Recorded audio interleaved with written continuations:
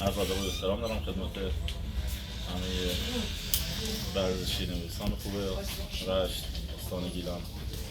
در خدمتتون هستم. اگه سادی هست در خدمتتون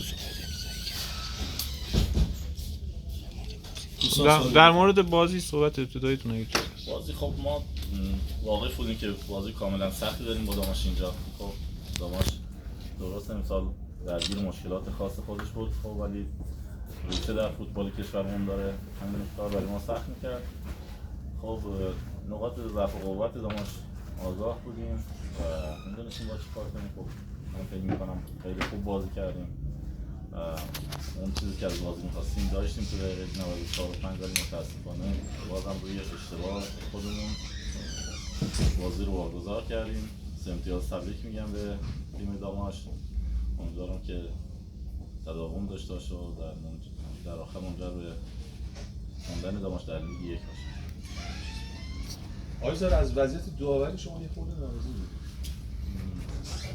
داوری که دیگه خودتون دیدیم. من فکر میکنم به غیر از ایشون هر کس امروز داور بود عمرن تیم ما رو میبرد. دیگه من یه ببخشید در آوردن چجوریه؟ شما خداییش بچه اینجا هستین، بچه رشت هستین، بهتونم تبریک میگم، مبارکتون باشه. ولی خدا وکیلی این داور بود. خدا وکیلی این لیگ 3 هم نباید بهش بدید سود بزنه. این چه کار کرد؟ چه اشتباهی کرد؟ ما الان هفته چندم هستیم، یکی صدای ما رو نشنید. خیلی هم ضرر کردیم. ولی این دیگه واقعا فاجعه بود. چه خبره؟ من فکر میکنم تو رشت دوستان عروسی ما رو میخواستن دعوت کنن و روشون نمیشد. کارتا رو داده آقای داور بیار بده خدمتمون. با بس دیگه. چقدر چی نگی؟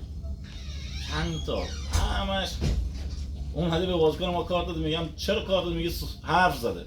به امام حسین بازیکن ما مشکل زبونی داره، کرولاله. اصلا لکنت زبون داره. اصلا ما خودمون هنوز نفهمیدیم بگه سلام خداحافظ. میگه با من حرف زده بهش کارت دادم. خودتو درست کن، اشکال نداره. شد دیگه تبریک میگم بهشون. مرسی. خواهش میکنم. خسته نباشید.